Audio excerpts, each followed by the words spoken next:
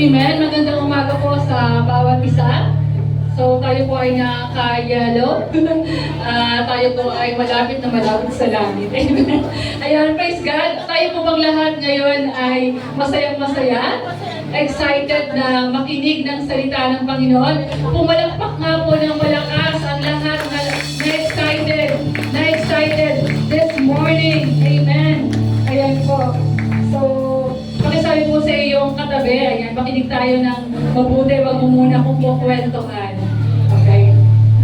Tayo po ay dire-diretso sa pag-aaral ng salita ng Panginoon. Ayan.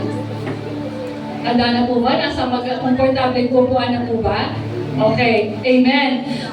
Ayan. So, salamat po sa mga nakikita kong mga nakangiti. All smile. Ayan. So tayo po ay patuloy sa ating theme, Christ's power is the answer, multiplying the harvest. So ang ating po pag-aaralan ay pinamagatan ko pong from addition to multiplication. Sino po yung ang favorite subject noon ay math? Ayan, sa Sally, yung mga engineer, ano yung mga engineering din po dito, ayan. Yung mga calculus, ano ba?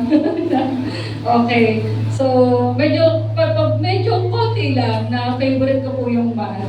Kasi siguro dahil yung tatay ko ay medyo negosyante. So, at ang nanay ko ay mahilig sa negosyo. Siguro nung sila ay pinagpubuntis ako, ay mahilig magkwenta. Ano po, so mga numbers, favorite yung numbers.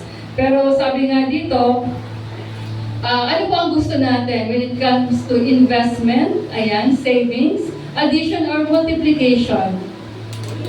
Siyempre, multiplication. Kasi nag-multiply, di ba? Times 2, times 4, times 3. Ayan nga, 1,000 times 300. Pakimultiply nga. So, sino magaling sa math? Di ba? Di ba talagang sobrang galing sa mga mathematician? At titingnan mo pala, hindi nagagamit ng calculator, alam na agad, ano. So, talagang may room pong mga mahuhusay sa numbers. Ano po. Namana ko nga sa asawa ko minsan, ano nga po yung pag may tinatanong ako sa math, sabi ng asawa ko, ay nako, wala ako dyan, nandun ako sa hindi ko alam yan. Sabi, ano ba yung math? Sabi niya, ang alam ko lang sa math ay merienda, agahan, tanghalian, at saka hapunan. Yun daw ang math sa kanya. So, ayun po, ano, okay. Ayos din po ba? Diba? Math. Okay. So, sabi ko dito, tingnan po natin, ang ganda po ng challenge sa atin sa mga mananampalataya na tunay nakakilala sa Panginoon. Ang challenge po sa umagang ito is magkaroon po tayo ng harvest of souls sa pamagitan ng pag-multiply. Multiplication na tayo. Okay. Sabi sa Acts chapter 6 verse 7, so the word of God is spread. The number of disciples in Jerusalem increased rapidly, and a large number of priests became obedient to the faith. Ayan. So, naging malawak ang salita ng Panginoon, nag-spread out, rapidly growth. Ano ang sikreto? Yan ang pag-uusapan natin. Ano ang sikreto? Bakit sa Book of Acts ay talagang nag-multiply? Hundreds, thousands ang mga nakakilala sa Panginoon. Sige po, tayo po ay manalangin. Aming Diyos na makapangyarihan sa lahat, may gawa ng langit at lupa, lumikha po ng aming mga buhay. Sa umagang ito, O Diyos, patuloy po kami na nagpapasakop sa kapangyarihan ng Banal na Espiritu Santo. We pray this morning that you move, Holy Spirit, that you touch everyone's heart, Panginoon. So umagang ito, be with us.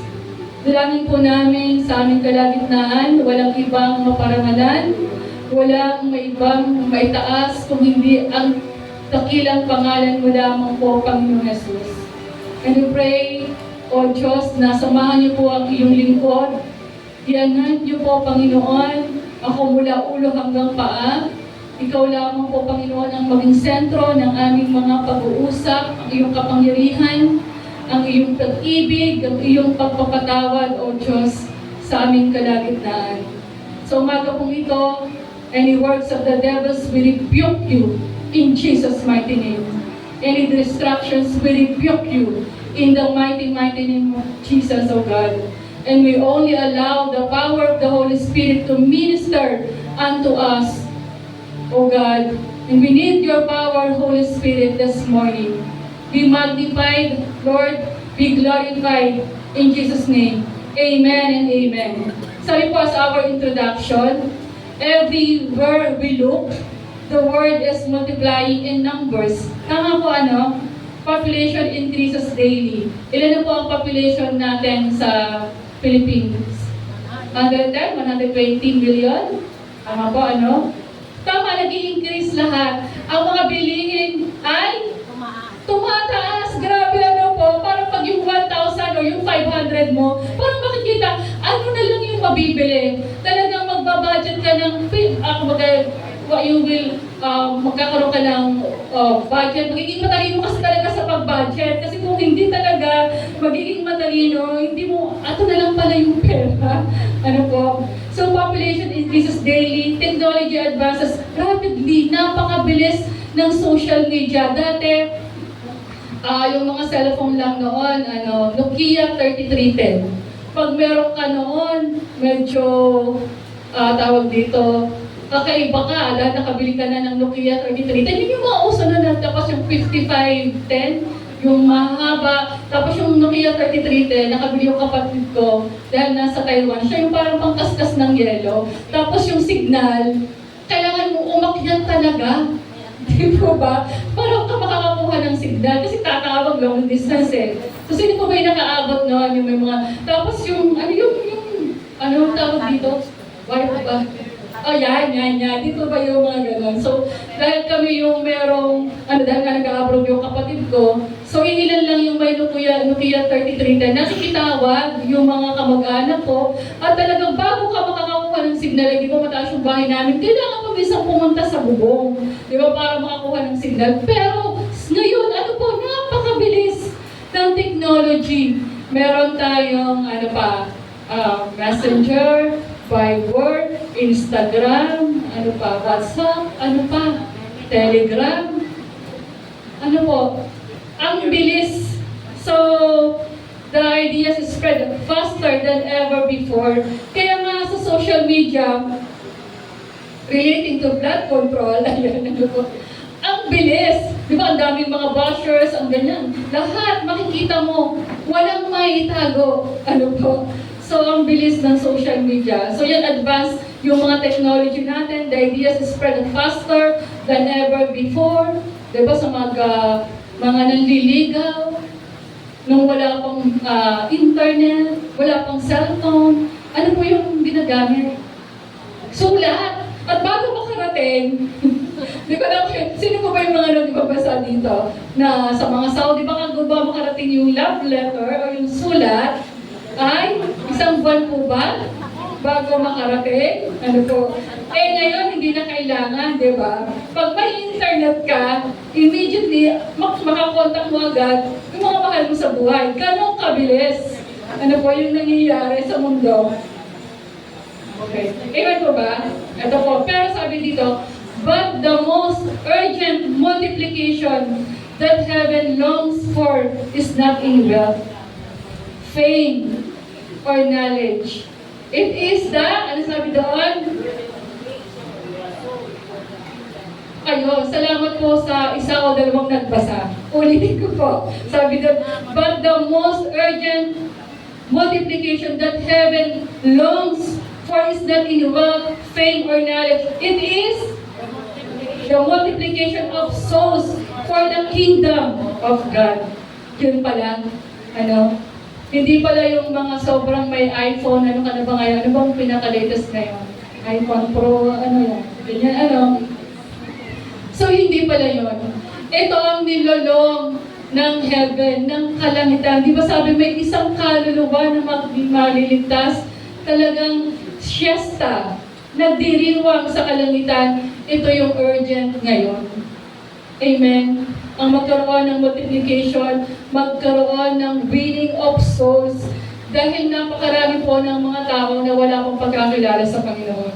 One time, bumisita po yung aming director and vice president, So, instead of meeting, ang pinag-uusapan nila ay yung nangyayari sa mga panahon ito.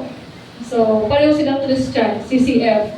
Nakakatuwa lang dahil yung meeting na uwi na sa pag-uusap sa ating sa ating bansa po. At sabi nila, bakit tinuturing na Christian nation ang ating bansa, pero bakit ganun yung nangyayari? Pero isang nagsabi, that is the answer, that is the question. Bakit ganun ang nangyayari? It is because, siguro dahil we have to vote wisely talaga, and dahil na marami pa rin mga tao ang hindi nakakilala at patuloy na sinasamba idolatry. Diba? Sumasamba pa rin sa mga Diyos-Diyosan Nandyan pa rin yung hold ni Satan. So exactly, yun yung isa sa mga reasons bakit nagkakaganito ang ating bansa. And I believe, ano man pong nangyayari sa ating bansa, alam ko po na meron pong ginagawa ang Panginoon. Sabi nga, sayang yung pera, sana ginamit na lang for universal health, no? Yung hindi na natin kailangan pumunta sa ospital para magbayad, libre na lang. So maraming lahat ng bagay ay, ano man yung nakikita nating mga kadiliman sa oras na to, I believe. Dahil merong mga anak na patuloy na nananalangin. Di ba, every prayer meeting, lagi naman natin sinasama sa panalangin ng ating bansa. Minsan lang, parang it turns out na hindi maganda, pero at the end of the day, iba yung plano talaga ng Diyos. So patuloy natin sa panalangin. At ito nga yung urgent na sinasabi ng Panginoon. Ang heartbeat ng ating Diyos ay patuloy sa mga kaluluwa na wala pa talagang pagkakilala sa Diyos. Amen po ba? The nation can only change, magkakaroon talaga on the transformation ng ating bansa, talagang kung mayroong pagkakilala, tunay na pagkakilala, relationship sa ating Panginoon. Kung talagang truly, genuine, born again Christian. Amen po ba? So sabi dito, Jesus himself declared, the harvest is plentiful. Napakadami ng aanihin, but the workers are few. Pakunti lang yung mga ani. Yan. This reminds us that the need is not for a bigger harvest. The harvest is already ripe. Ayan. Talagang maraming ng mga tao ang hinog na ready na anihin, na harvest. Ang challenge dito, kukunti po yung maka-harvest, mag-aani. Diba? So, the real need is for faithful workers who will go, preach, and disciple, so that the souls are not just added to the church, but are multiplied for the glory of Christ. So yun ang kailangan sa ating generation, sa sandaling ito, faithful workers. Pakisabi po, faithful workers who will go, preach, and disciple. Naunawaan niyo po, so that souls, hindi lang just added and multiplied. Sabi po doon, tingnan po natin step by step in the book of Acts. Ito pa, yan. Okay. Sabi po, the book of Acts shows us that when the Holy Spirit empowered the church, multiplication was inevitable. Disciples grew in number, the word spread, and even the most unlikely hearts were transformed. Today, God is still calling His people to be part of this great multiplication of souls. God is calling sa bawat isa po sa atin na tayo po ay maging part ng mission ng Diyos ng multiplication. Tama po ba? Hindi magiging rapid ang growth ng winning souls kung isa o dalawa lang yan. Kung 100 yung workers, pero 5 lang yung masigasig. Pero kung tayo ay we will join together, na talagang mas rapidly talaga tayo ay nagkakaroon ng prayer and fasting, hindi mahirap yun sa Panginoon. Kasi yun naman talaga ang gusto ng Panginoon. Kaya nagpunta ang Diyos sa mundong ito, para hanapin ang mga nawawala, ang mga tupang nawawala, na kagaya rin natin noon na tayo ay nawawala. Tama po ba?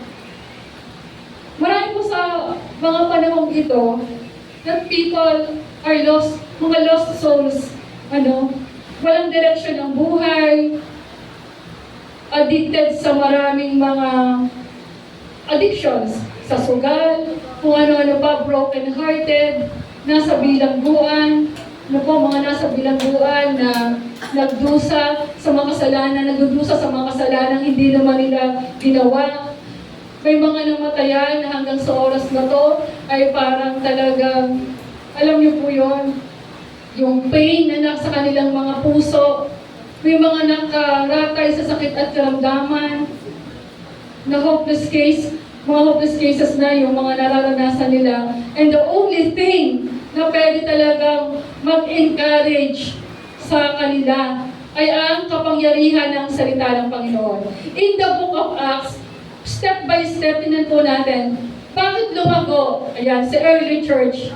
Sabi sa Jerusalem, ang population during that time was 200,000. Pero half of that, 100,000 ang nakakilala sa Panginoon. In Acts chapter 2, verse 41 sa NIV version, those who accepted this message were baptized and about 3,000 were added to their number that day. Yung nangaral si Peter. Sino ba si Peter? No? Pero nung bumaba ang kapangyarihan ng banal na Espiritu Santo, hindi naman sila nag-aaral ng doctorate, wala naman silang masteral degree. Pero grabe, siya'y nangaral ng salita ng Panginoon. Kung bumaba ang kapangyarihan ng banal na Espiritu Santo, ilan po yung naligtas? 3,000, 3,000. In Acts chapter 2, verse 47, praising God and enjoying the favor of all the people, and the Lord added to their number daily those who were being saved. Would you imagine? Every day, merong ipinapadala ang Panginoon ng mga bagong kaluluwa.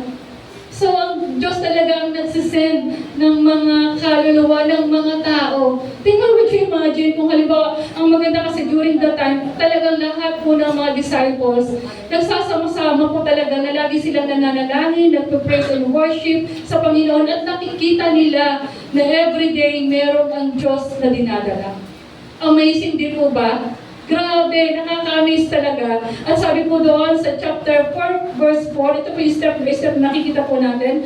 Peter and John before the Sanhedrin, the priest and the captain of the temple, guard, and the Sadducees came up to Peter and John while they were speaking to the people. Ikinulong po si Peter and John. They were greatly disturbed because the apostles were teaching the people, proclaiming in Jesus the resurrection of the dead. Walang ibang ginagawa sina Peter, sina John during that time kung hindi ang proklama na si Jesus na inyong ipinako mga taga-Israel, mga Jew o mga Israelites, na si Jesus na inyong ipinako sa krus ngayon na namatay ay muling binuhay. Ganyan talaga. Alam niyo po kung bakit po talagang nag-grow rapidly ang church. Walang ibang sentro ng kanilang pangaral kung hindi si Jesus lamang. Yun po pala. No, mamaya pag-aaralan natin. So they seized Peter and John, and because it was evening, they put them in jail until the next day. Acts chapter 4, verse 4. But many who hear the message believe. So the number of men who believe grew to about 5,000. Imagine mo, daily 3,000 and then daily may sinasamay ang Diyos nagpapadala and side additional 5,000. Ganong katindi ang paglaganap. Talagang marami ang na-amaze. Talagang the Holy Spirit speak unto the people na nag-convict sa kanila, na tanggapin ang Panginoon Jesus bilang Panginoon at kanilang tagapagligtas. At sabi po din dito, in Acts 6-7, sabi doon, so the word of God is spread. Ayan, nagkaroon na ng multiplication. The number of disciples in Jerusalem increased rapidly. So mabilis. No? And a large number of priests, even the priests ay kumilala, became obedient to the faith. Kinilala, sumunod, nanampalataya, na si Jesus ang Misaya, na si Jesus ang tagapagligtas, na si Jesus ang hinihintay na magliligtas ng sangkatauhan. Ano po? At sabi dito, ano po ang meaning ng multiplication? Yan. Multiplication simply means increase, reproduction, or rapid growth. So spiritually, when it comes to spiritually, multiplication means souls being saved, disciples being made. Ang maganda dito, yung multiplication nila, hindi lang basta na-convert lang, na nakakilala, na disciple. Yan. Kaya nga sabi, go and make disciple of all nations, baptizing them in the name of the Father, of the Son, of the Holy Spirit, and teaching them everything I have commanded, and truly, sasamahan tayo ng Panginoon until the very end of this age. Go. Yun ang sinasabi ko. Being made in the kingdom of God, expanding beyond just addition. Gusto rin po ba natin yan? Amen. Pumalakpak po tayo sa Panginoon. Ayan po, tayo po ay tuturuan ng Panginoon. Lahat po ng mga churches, ito po yung dinidesire, ano po. At ito yung gusto ng Panginoon na laging mag-add up ang mga nakakilala sa Panginoon. Kasi kung hindi makakakilala ang tao, saan po sila mapupunta? So, siyempre, natural po, no? Sa dagat-dagatan apoy. At sinasabi nga doon, ang impyerno ay walang hanggan. Kung ang buhay ng tao ay 70 to 80 years lang singkad, yung buhay dito sa mundong ito, ang impyerno ay infinite. Walang katapusan. Walang katapusan na pahihirapan. Di po ba? At sabi ko dito, pag-aralan natin, ano ba yung keys? Ano ba yung susi para magkaroon ng multiplication of harvesting souls? Siyempre, sinasabi dito natin, the power of the Holy Spirit. Kailangan natin ang kapangyarihan ng banal na Espiritu Santo. Noong ako po ay bago-bago pa, pinattend po ako ng pre-AGR before yung sa Encounter of God Retreat. Natatanda ko po, kasabay ko po si Sister Maricon at saka si Pastor Lily yung nag-orient kaming dalawa. So, sabi niya, Sister Ted, ano sa iyo si Holy Spirit? Makapumas ko wala po akong idea kung ano po yung Holy Spirit. Sa totoo po, ako po ay lang dito nasabit lang po hinila lang po talaga ako dito. Nahila lang po ako ni Ate Sally po dito. Kaya po ako ay narito. Wala po talaga akong kaplap.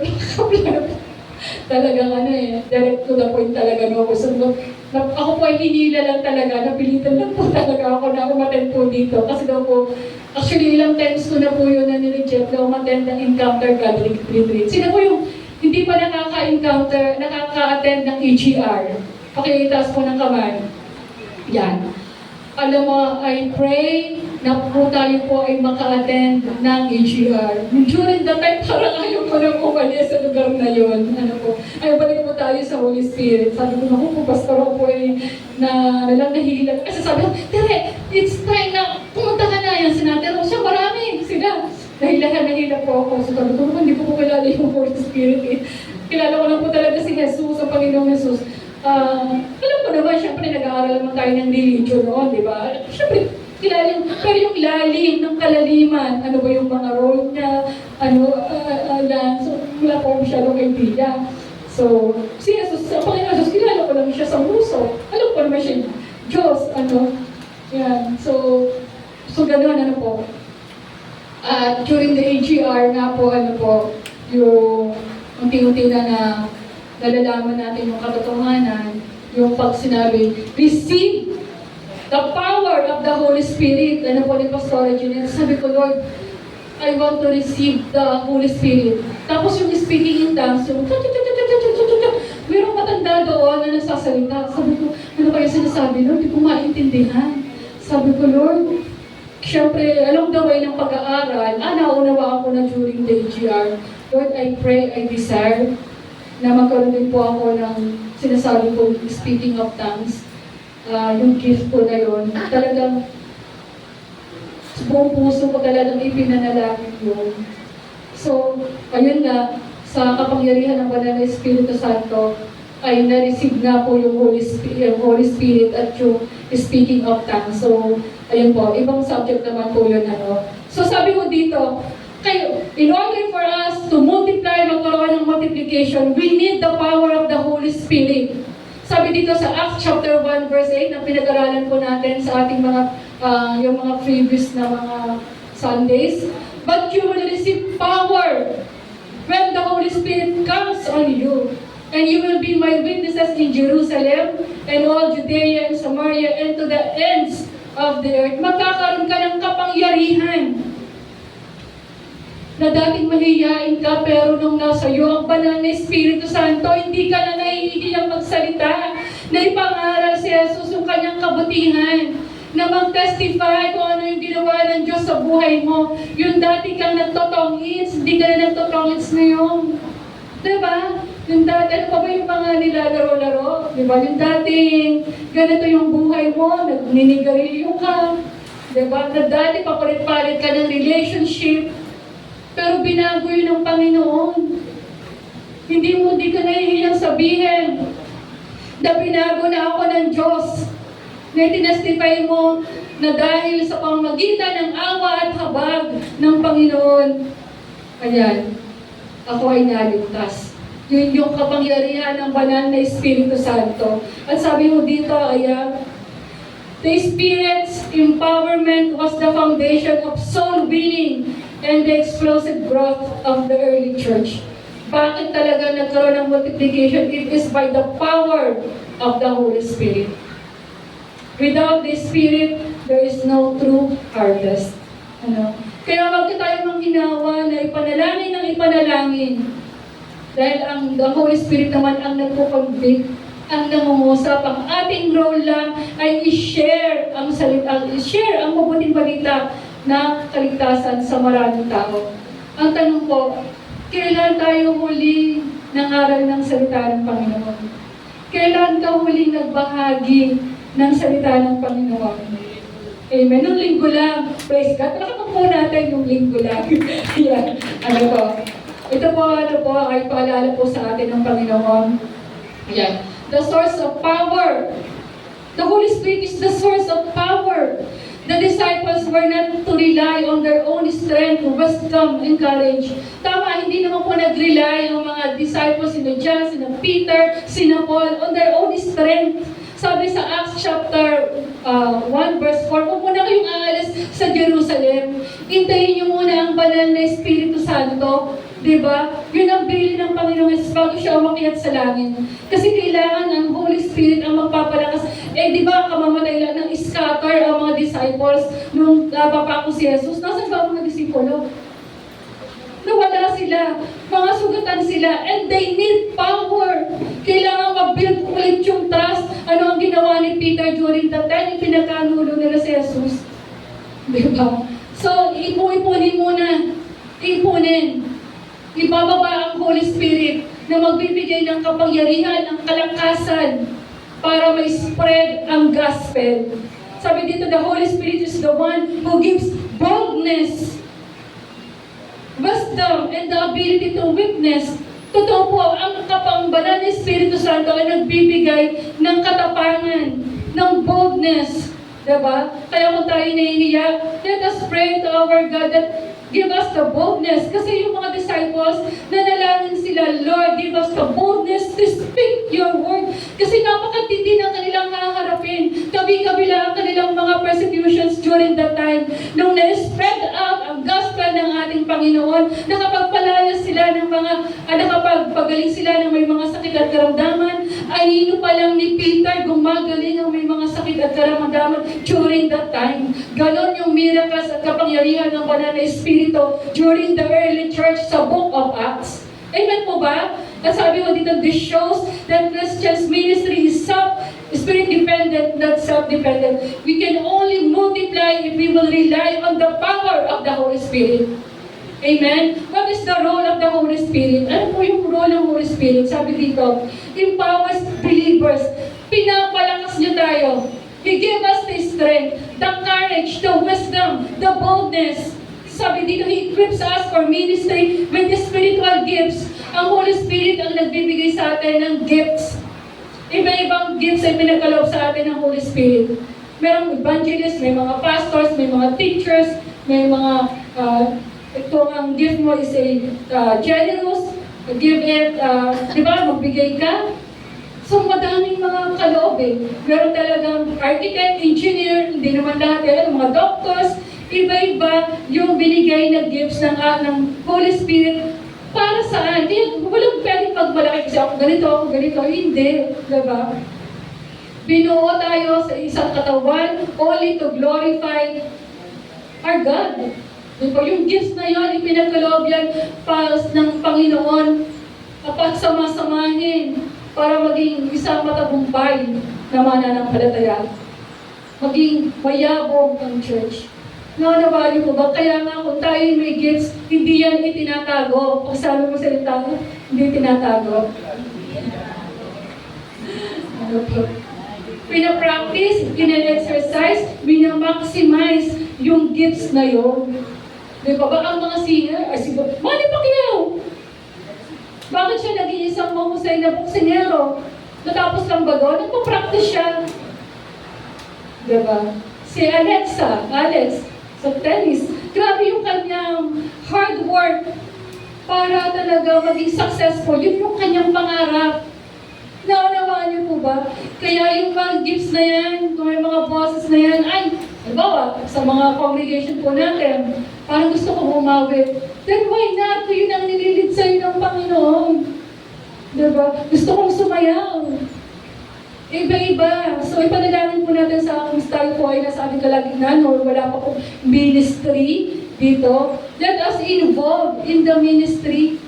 Kasi ang isang Christian na walang involvement sa ministry, parang wala masyadong buhay. Iba pagka talaga involved ka sa ministry. Tama po ba? Pagka-involved ka sa ministry, kung nakakapag-Bible study ka, ang ganda lang ng challenge, nakikita mo yung iba't ibang mga tao, ganito pala yung kanilang mga pinagdadaanan. Ganito pala yung buhay nila. Diba? Unless lang na after nito, tapos tawag nito, upo na lang, papo, aalis, wala masyadong challenge, praise God. At sabi po dito sa letter B, convicts of sin and leads to salvation. Siya yung Holy Spirit, siya yung nagsasabing, anak, nangungusap sa atin, nag-expose ng mga kasalanan. Kaya ngayon nangyayari sa Philippines, ine-expose na ng Diyos na nangyayari sa ating bansa. And we need to pray. Talagang kailangan nating manalangin. Convicts of sin and leads to salvation. Sa Luke chapter 23, verse 40 to 23, yung dalawang magnanakaw, di po ba? Nasa kabila at kakanan at kaliwa ng ating Panginoon. Ano po nangyari doon? Di ba sabi ng isa, ikaw nga si Jesus, magpadala ka nga dito na nailigtas mo yung sarili mo, pero hindi mo naman nailigtas mo maraming mga tao, pero hindi mo naman mailigtas na yung sarili. But the other criminal rebuked him. Don't you fear God, he said, since you are under the same sentence, we are punished justly for we are getting what our deeds deserve. Sabi ng isa, ano ka ba naman, nararapat lamang na tayo parusahan dahil tayo ay nagkasala. But this man has done nothing wrong. Sabi niya, itong taong to, wala siyang kasalanan. Ano sinabi niya? Then he said, Jesus, remember me when you come into your kingdom. Sa kahuli-hulihang sandali ng ating Panginoong Jesus, na mayroong isang tao na sa kahuli-hulihang sandali rin ng kanyang buhay, nagkaroon siya ng repentance. Diba? It's not about yung hindi siya nagkaroon ng water baptism, wala. Pero ano po yung naging sikreto? Inilala niya si Jesus, ang Panginoong Jesus, nagkaroon siya ng repentance. Diba? Yun naman talaga ang pinakamahalaga eh. Una, bago talaga tayo magkaroon ng totoong relationship sa ating Panginoon, mahalaga na makita natin kung gano'n tayo kadumi sa harapan ng Panginoon. And that's the Holy Spirit convicts of sin. Leads to salvation. At ano nagkaroon? Sabi niya, ngayon din, isasama kita sa paraiso. Malinaw na na-save yung tao yun. Convicts of sin. So, kaya nga sa isang Kristiyano na totoong nakakilala sa Panginoon, kung tayo nakakagawa ng kasalanan, hindi ka makakatulog. Hindi ka talaga makakatulog. meron ako minakasamaang kang loob, sa pamilya, sa church, sa trabaho. Hindi, alam mo, hindi ko mapakali.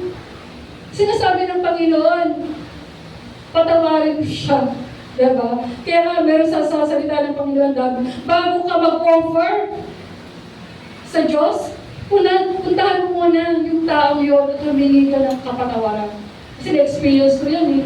Ang hirap-hirap sa loob, parang kinikim-kim ko. Sabi ko, bakit gano'n? Pag umiikot ako, parang hindi siya kumakamay. Pero mag-gano'n. Pag-welcome, iniiwas yung kamay, ano ba yan?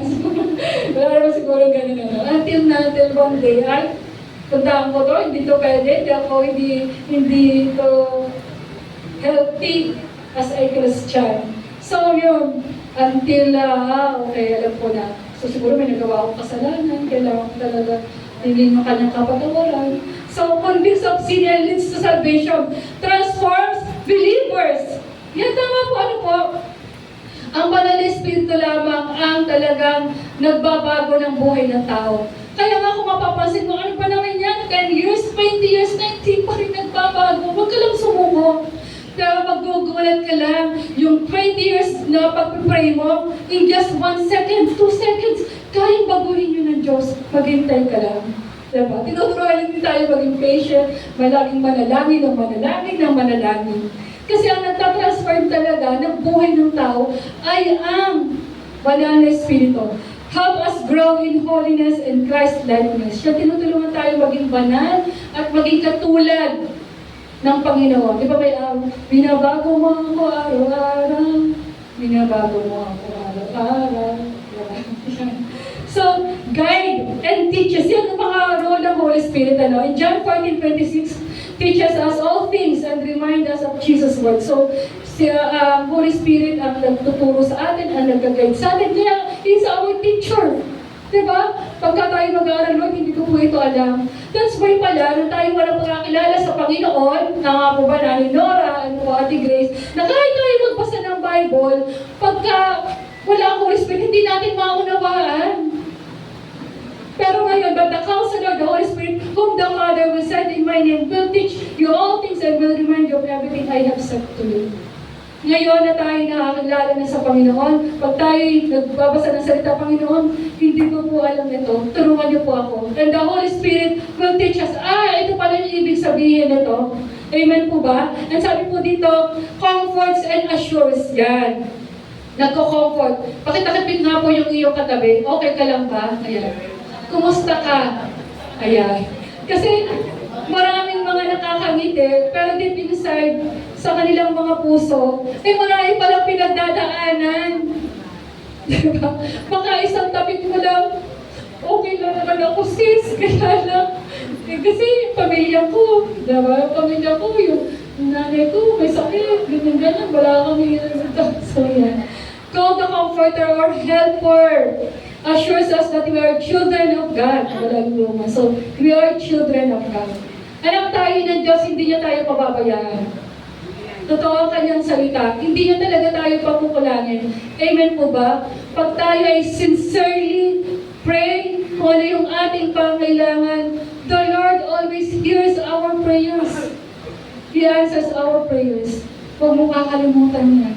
No? Intercede for us. Romans 8:26, help us pray when we don't know what to say. Interceding with groanings too deep for words. Di ba minsan yung hindi mo alam, yung ipapanalangin, pero umiiyak ka na lang? Di ba? Silent prayer through yung pag-iyak mo. Diba, Lord? Yung minsan, yung pagod na pagod ka, sobrang pagod ka. Pag minsan pagod na pagod ako sa trabaho, wala, umiiyak na lang ako. Kasi hindi ko na lang kung ano sasabihin ko. Sa sobrang pagod, overfitted.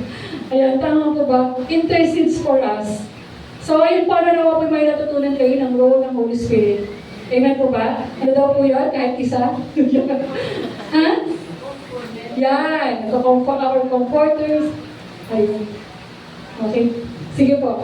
Ayan. Number 2. Lima lang po ito. Bibilisan ko po. Bold preaching of Christ in Acts chapter 2, verse 36 to 41. Very bold sila. Ano yung susi para mag-multiply? Kailangan talagang may tapang tayo na sabihin at ihayag kung sino itong si Jesus na to.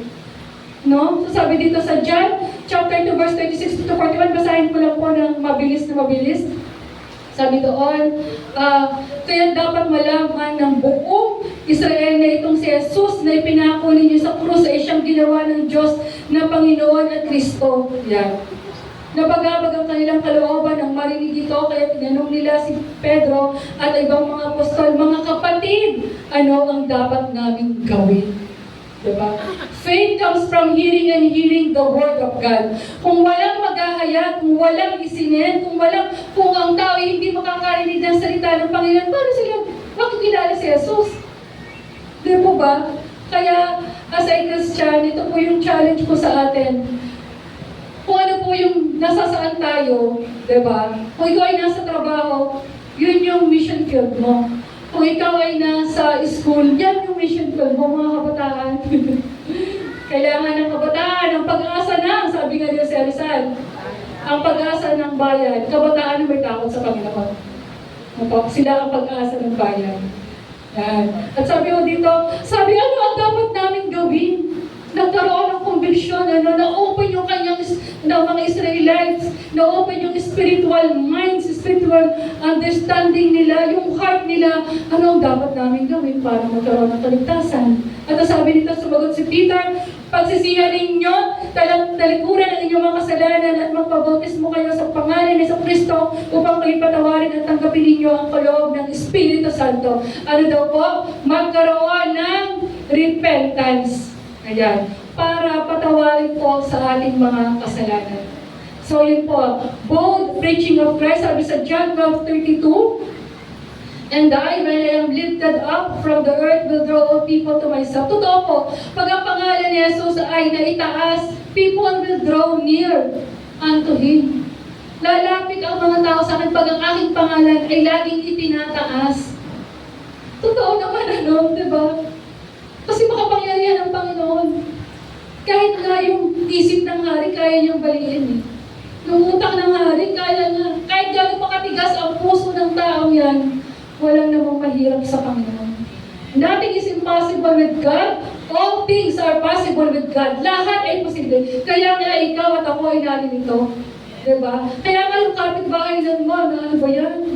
Nandito na. Praise God. Mamamangha ka. Di ba ba? I'd like to share si Adrian, si Adrian, nakita ko lang po si Adrian. Si Adrian, paano nagsimula siya, no? Meron pong morning watch, buka po siya ng morning watch dati. Yung mga kabataan, nakakalim. Tapos, dati nasa gitna lang yan ng kalsada, painom-inom ng kape, ganon. Wala pa akong work noon. Dito sa may hilera ng isda-isda. Ako po ay nagbenta dyan, at tinda-tinda pa ako ng mga pupis-pupis dyan. So, sabi ko, sino ba ito? Talagang kumakaano, abot hanggang siguro hanggang basketball court. Kasi may ika pa siya, ganon. Ano ba ito? Sabi ko, one time kay Al, ano mo nga? Try mo lang na pa-attend sa morning. Kasi kami lang namang church eh. Di ba ba? Sabi ko, try mo ang i-invite. Sabi ko, ano ba pangalan mo? Adrian po, siguro po 2 years old pa rin siya. Kasi 2016 taon na ba Adrian ngayon? Joke na. Dahil yung ano po yun. So, siguro mga 20 plus So, attend ka ng morning watch yun. Dili, may kape doon, may tinapay. Sabi niya, ayaw. So, hanggang every Saturday, ayaw pa rin na. Lately, parang unti-unti yung paa niya.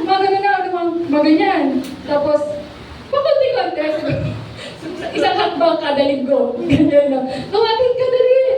Hanggang sa namalaya na namin. Nasa likod na ng pintuan. Ito na yung pintuan, no? Yan. Doon sa, sa ACM. Ito na yung pintuan. Pasok ka na. Ayaw. Ganun pa. So, hanggang later on, nakita na namin, nakaupo na sa church. So, ganun po kumilos ang Panginoon. Amen po ba? So, yun po. Katulad nga po, sa marami na siya nakakilala mga kabataan. Yan, sino pa ba ang mga dati noon? Mga kabataan natin. Sila pa rin ba? Yung baka mga nag-asawa na. Yun, so yun lang yung pagkilos ng Panginoon. Nakakatuwa lang po. At balikan po natin yung John 4-15 yung sa Samaritan woman. Bold preaching of Christ, we should speak the truth. Kailangan nilang malaman ng katotohanan dahil maraming mga tao ang hunger for truth. No? Hindi mo sabihin, ay, kahit makasalanan ka, okay lang yan, maliligtas ka pa rin. Hindi ganun eh. Kailangan magkaroon muna ng pagsisisi. Tingnan nyo sa John 4:15. Diba? The woman said to him, Sir, give me this water so that I won't get thirsty and have to keep coming here to draw water. Sabi sa verse 16. He told her, go, call your husband and come back. I have no husband. She replied, ayan. Jesus said to her, you are right when you say you have no husband. The fact is you have had 5 husbands and the one you now have, for you have said it quite true. So, alam niyo po, sinabi ng Diyos, oh, wala kang asawa. Pero meron kang you have had 5, pero meron kang 5 naging asawa. Ano po ang Panginoon? Nung siya nangaral ng salita, sinasabi niya kung ano yung katotohanan. Ang katotohanan na magpapalaya sa atin. You need to speak yung katotohanan. Tama po ba? Kapatid, hindi ka magkakaroon ng kaligtasan kung wala kang personal na relationship sa Panginoon. Kung hindi ka magkakaroon ng totoong repentance. Kung hindi mo tatanggapin ng Panginoon bilang Panginoon at tagapagligtas na. Tagapagligtas natin. Yun lang. Laging merong kulang at kulang sa buhay mo. Meron laging emptiness sa buhay natin hanggat wala si Jesus sa puso yun. Sa empty vessel na yun. Na ano po ba? Hahanap-hanapin ng tibok ng puso mo, Diyos. Amen po ba? Kasi doon tayo eh. Ganun tayo na wala pang pagkakilala sa Panginoon. Meron tayong hinahanap na wala na, hindi natin maintindihan kung ano. Pero when we seek, diba? When we seek earnestly, nakita natin at natagpuan natin ng Diyos. Hinahanap din tayo ng Panginoon. Naghanap nga siya ng mga tupa. Di ba yung 100, nawala yung isang tupa? Iniwan niya yung 99, the lost sheep. Hinanap niya yung isa. Ganon ka-precious ang kaluluwa. Bakit ganon ka-precious ang kaluluwa? Kung rinigaluhan mo ang tao ng sasakyan, ng bahay, napakasarap yung feeling, diba? Kasi, wow, grabe naman to. Rolls Royce, regaluhan ka. Dahil magandang kaya. Anyway, ayan pa, mabubulok yun eh. Mabubulok yun. Pero yung kaluluwa na ikaw ginamit ng Panginoon, na nag-share ka ng salita ng Panginoon, grabe, hindi yun mabubulok. Eternal yun. Baka hanggang sa kahuli-huli ang hininga ng buhay niya at pagdating niya sa langit, pasasalamatan ka, salamat sa buhay mo. Diba? Kaya kung pagalitin yung asawa mo na lagi kang pinipilit.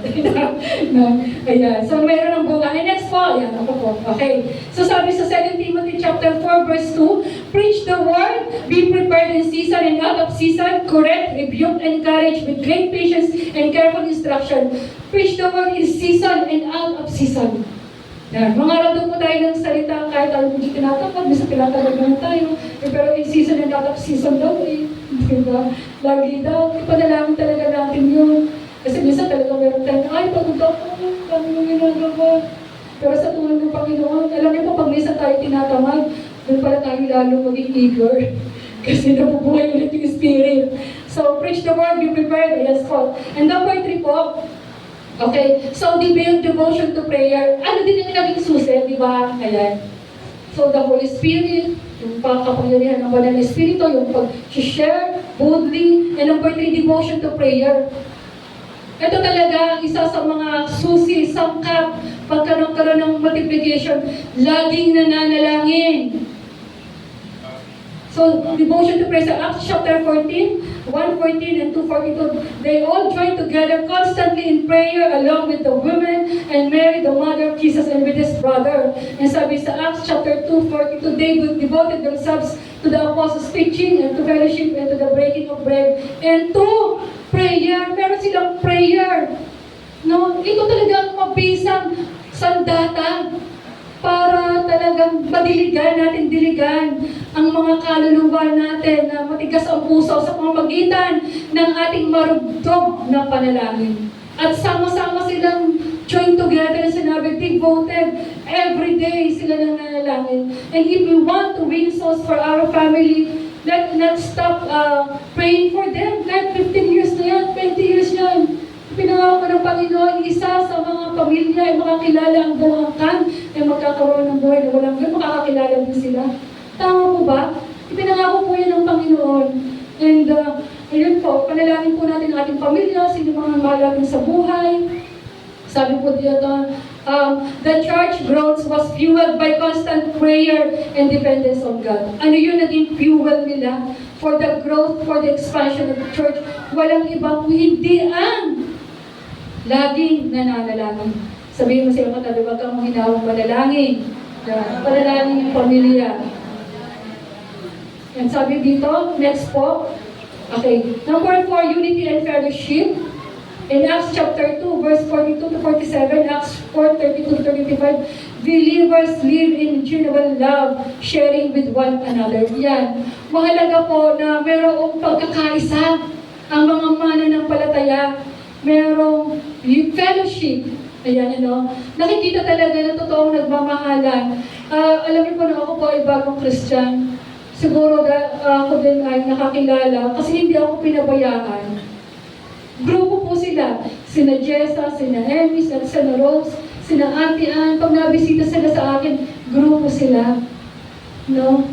Talaga sabi ko, kakaiba itong mga sina Jessa, sina May. Iba yung wisdom. Sabi ko, ako bata ako pero ang tatalas magsalita. Yung iba, hindi ko mauna kasi yun yung nakita ko eh. Parang kumbaga napaligiran ako. Hindi ka makakawala. Yun, so parang yun talagang pagmamalasakit, yan, nakita ko talaga yun. Yung pag-share nila, di ba ikaw naman yung Christian, wala ka naman mapapag-share yung mga buhay-buhay. Di ba yung pinag-share nyo, yung kabataan ka o nasa trabaho ka, lagi yung pinag-share yung love life. Diba? Pag naman mga nanay, ano pinag-uusapan? Ha? Mga anak, yan. Pag mga tatay, ano pa pinag-uusapan? Kung wala kang pagkakalala sa Panginoon. Mga sorry. Mga asawa na, asawang yun. Si Mrs. So, yun po, sharing with one another. Their lifestyle was a visible testimony that attracted outsiders. Yun yung lifestyle nila. Kasi lagi silang nananalangin. Lagi sa namamagnet. Alam mo yung magnet mo pinagdikit matidikit. So, namamagnetize yung kanila dahil nandun yung kapangyarihan. So, pag nandun yung kapangyarihan ng banal na espiritu, di ba, nagniningning. May something in you. Di ba? You're different. Kakaiba ka. Tama ko ba pag ikaw ay busbus ng banal na espiritu, yung visible testimony that attracted outsiders. Lalo na kung kilala ka ng kapitbahay, naku, ito ay dating mag-iinom, dating mananaga, dating babaero. Pero ngayon, iba na siya. Anong meron? Diba? Iyan po, Unity became a magnet for souls. Yung palang pag nagkakaisa ka, yung talagang, tingnan natin, imagine ko natin, visualize natin, ang isang grupo, isang church na kapit kamay, makiba ka. Wag, hindi po ganun. Hindi po ganun. So, yung kapit kamay, diba? Mabububag ba yun?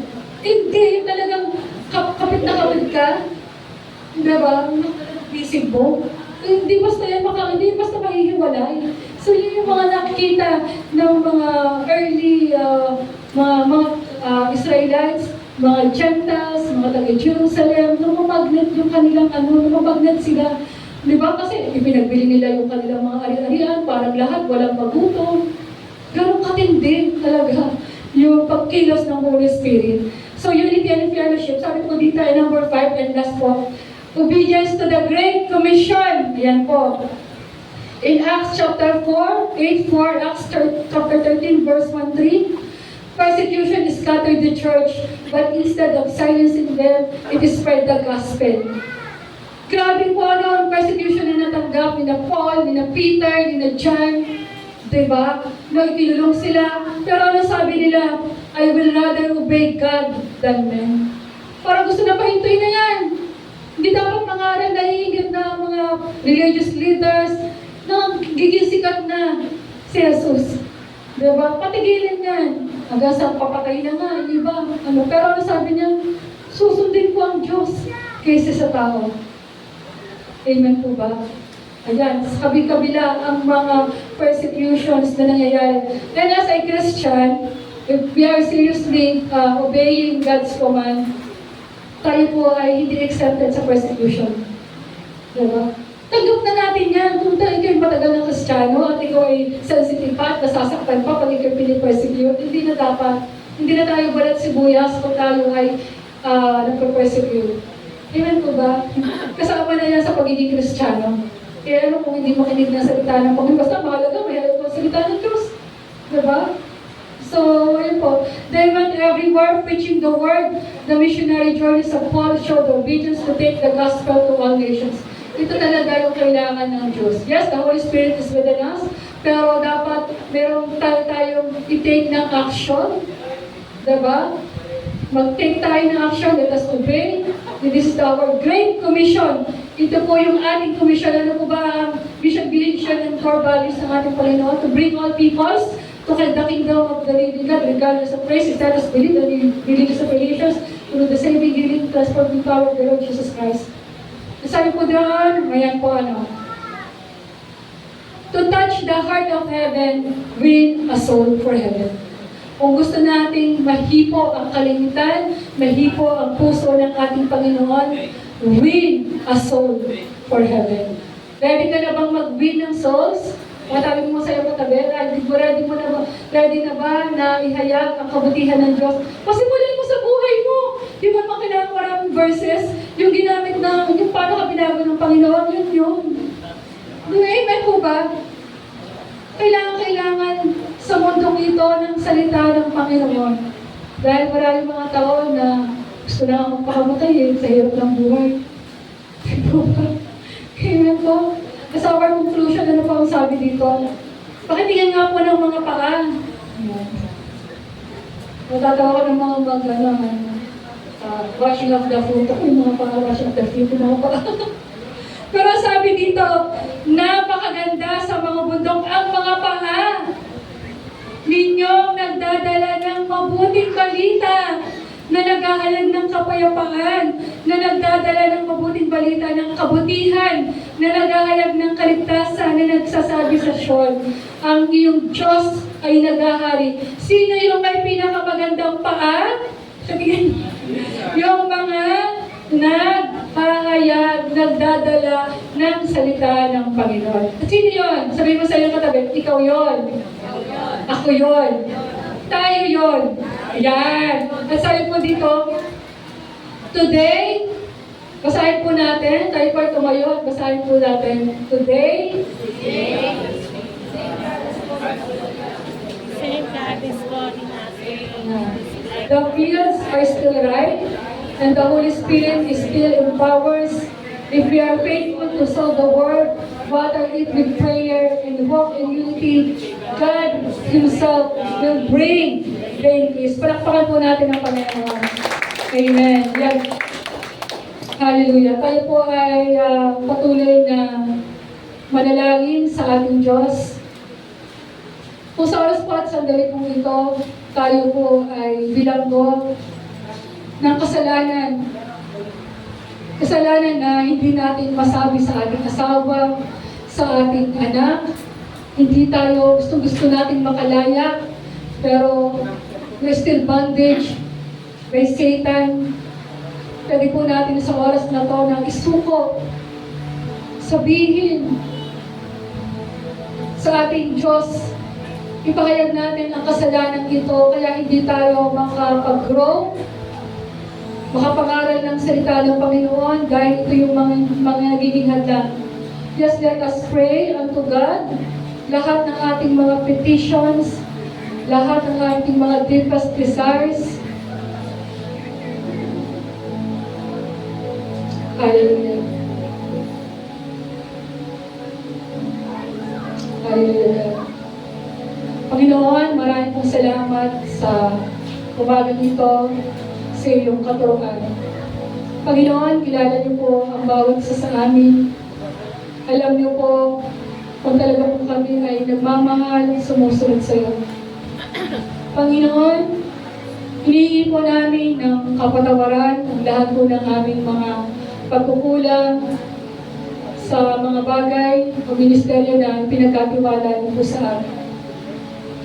Salamat po sa umagang ito, Panginoon, na hindi po namin kaya ang lahat ng mga ipinapagawa niyo po sa amin, without the empowerment of the Holy Spirit. And that's why this morning, O Diyos, we need your holy presence. We ask the power of the Holy Spirit, Banal na Espiritu Santo, patuloy ka po pumasok sa aming mga puso. Welcome ka po namin sa aming mga buhay. We need you. We need your strength. We need your empowerment to transform the lives of our family, O God. Sige po, sa umaga po ito, tinilangin po natin ang ating mga pamilya. Pwede po natin banggitin ang pamilya natin na wala pong pagkakilala sa Diyos. Panginoon, we will never stop praying hanggat hindi po nakakilala ang aming pamilya sa iyo. Kahabagan niyo po sila, kahabagan niyo po kami, maawa ka po sa amin. Panginoon, mahal niyo po silang lahat. Dalangin po namin na patuloy ka po kumilos sa kanilang mga puso, sa kanilang pamamahinga, mangusap ka po sa kanila. Lord, gamitin niyo po ang lahat ng mga platforms, TV, social media, radio, internet, Panginoon. Kung sila ay malayo sa amin, even yung mga kapitbahay namin, yung mga church na malapit po sa kanila, gamitin niyo po sila, Panginoon, upang may pahayag ang iyong salita. Lord, ito yung Panginoon, alam po namin, ito yung mga bagay na patuloy na magpapasaya sa iyo. Ang patuloy na kami makapag-alay, makapagregalo, Panginoon, ng mga kaluluwa sa iyong pangalan. Dahil alam po namin, Panginoon, kung ano po yung kaysasapitan mo, Diyos, ng totoong walang relasyon sa iyo. Banal na Espiritu Santo, patuloy mo kaming puspusin. Patuloy kong kumilos sa aming kalagitnaan. Lord, ikaw ang magpundig, mangusap sa bawat isa sa amin. Palakasin niyo po kami. Walang balik, Panginoon, muli, yung una namin pagmamahal, pag-ibig sa iyo, Panginoon, yung pag-awit namin, O Diyos, ng buong puso na sinasamba ka namin sa Espiritu at katotohanan. Yung maghanggar kami, Panginoon, ng mga souls, maghanggar kami sa iyong salita, O Diyos. Panginoon, muli mo kami ipanumbalik na lagi ka namin unahin, lagi namin maibalik yung first love na yun sa iyo. Panginoon, for the perishing souls, O God, in Jesus' mighty name, pagbuklarin mo kami, pagkaisahin mo kami, Panginoon, na lagi kaming manalangin, Panginoon, na mas marami pa pong mga tao sa lugar na to, lahat ng tao sa lugar na to na ipinagkatiwala niyo po sa buong barangay na Baro, Panginoon, ay kikilalanin ka at tatanggipin ka bilang Panginoon at kanilang tagapagligtas, O God. In the name of Jesus, Panginoon. Sa oras at sandaling pong ito, dinidiligan namin sila ng panalangin, Panginoon. Palambutin niyo po ang kanilang mga puso, Panginoon. Simula sa bata, sa mga kabataan, sa hanggang sa pinakamatanda, sa lugar na to, Panginoon. Any barriers, Lord, anumang mga hadlang, Panginoon, putulin niyo po ito, Diyos. At sakupin niyo po ang kabuuan ng barangay na Baro na ipinagkatiwala niyo po sa amin. Tulungan niyo po kami na laging magkaroon ng fellowshipping, pagkakaisa, pananalangin. Lord, we pray that every Tuesday, sa aming prayer meeting, Panginoon, makita mo po na patuloy na nadadagdagan ng mga tao, mga manggagawa sa lugar na to, na patuloy na nananalangin sa iyo, Panginoon, sa kabuuan ng barangay na Baro. Holy Spirit, speak unto us, convict them, dahil ito po ang paraan upang mas maging malalim kami, Panginoon, sa aming pananalangin sa iyo. And every prayer meeting at sa lahat po ng mga gawain sa lugar na to, pinihiling po namin ang kapuspusan ng Banal na Espiritu Santo. Panginoon, marami pong salamat dahil alam po namin ang mga bagay na simulan mo, magagandang bagay na simulan mo, Panginoon, na nagsimula kami sa Isia, hanggang sa makarating kami sa Barangay Navarro, Panginoon. Hindi ka pa po nagtatapos, O Diyos. Meron ka pa pong inihandang magandang bagay, Panginoon. Malawak sa lugar na to. In Jesus' mighty name. And then, God, ikiniklaim po namin ito. We declare that Jesus is Lord all over Navarro, Panginoon. Every family, Panginoon. Sa lugar na to, in Jesus' mighty name.